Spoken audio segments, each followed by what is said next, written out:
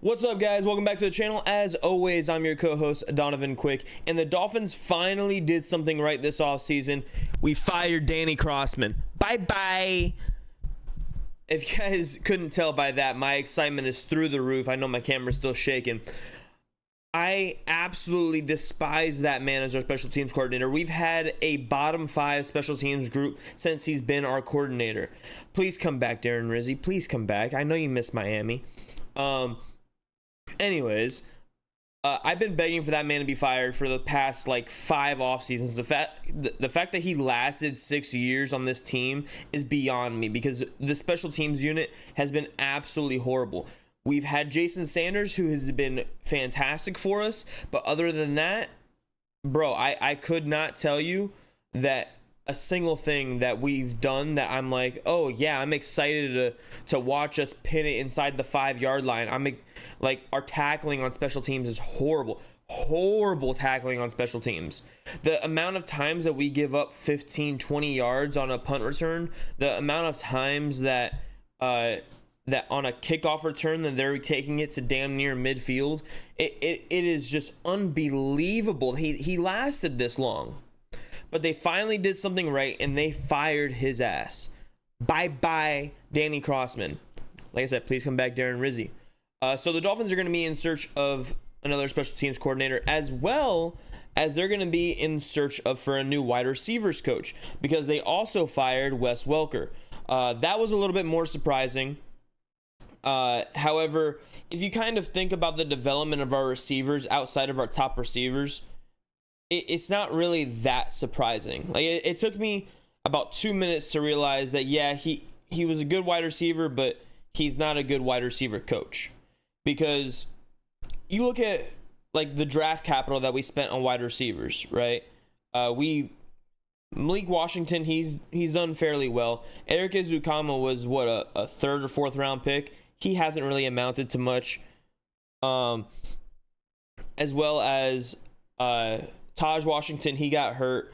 But I mean, just everybody below him, like Cedric Wilson, when we signed, Cedric Wilson was pretty damn good over in Dallas. We brought him over here and he didn't do anything for us. Everybody below, just Waddle and Tyreek, just has not been good.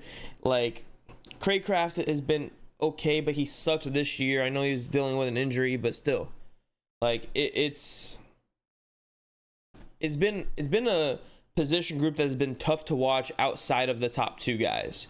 So I can't really say that I'm sad to see him go, because one thing that we've seen from McDaniel is that good is not good enough unless it's special teams, which is why I'm surprised that Crossman lasted as long as he did. Fire the offensive line coach after the first year because he wasn't doing his job well. Got a new coach in the second year, and our offensive line improved a lot. I know it regressed a lot this year, but that was personnel, not coaching. If it wasn't for coaching, Tua might be dead right now. I'm not even exaggerating. He legitimately might be croaked. So coaching has done a fantastic job with the offensive line. Wide receivers, they have not. Has not been good on that side of the ball. And we fired back-to-back defensive coordinators before having Anthony Weaver. So hopefully Anthony Weaver stays, but we'll see how that goes. That being said, dude, I'm so happy Crossman's gone. Can all of us just rejoice that Danny Crossman is gone? That dude has been just absolutely evil for this franchise. The special teams has been terrible. It has been by far the worst position group on this team for the past 6 years. And that's telling when our offensive line is already dog crap. Yeah, it's so good to see him go. I remember the Patriots game not too long ago. I'm not sure if it was last year or the year before that, where they blocked a field goal, not once, but twice, because our special teams couldn't figure out why they were blocking it. And I think we had 3 or more field goals blocked that year. And everybody was hating on Jason Sanders. I was kind of Jason Sanders. I was kind of middle of the road. I didn't want to fully give up. And then he redeemed himself. And then this year he's been fantastic. I mean, he won back-to-back special teamer of the month for the AFC. So I'm so happy to see Crossman go. It's bye-bye, see you later, and no regrets whatsoever. So Mike McDaniel, Chris Greer, great job firing him. Now please, please, please, please, please bring back Darren Rizzi. Please bring back the GOAT, Darren Rizzi.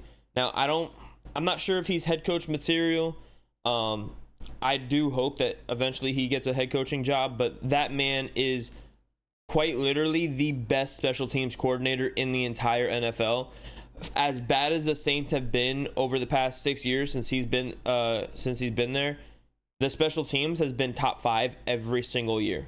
And I couldn't even tell you, like, I mean, you see guys play hard for him. You see how much he demands from his players, and he doesn't make excuses. I felt like Crossman made excuses. I love Darren Rizzi. Get him back here in Miami. But that, I'm not going to keep y'all any longer. Tell me how happy you are about this in the comments. Tell me if it makes no sense at all, because Jason Sanders did win back-to-back special teamer of the month.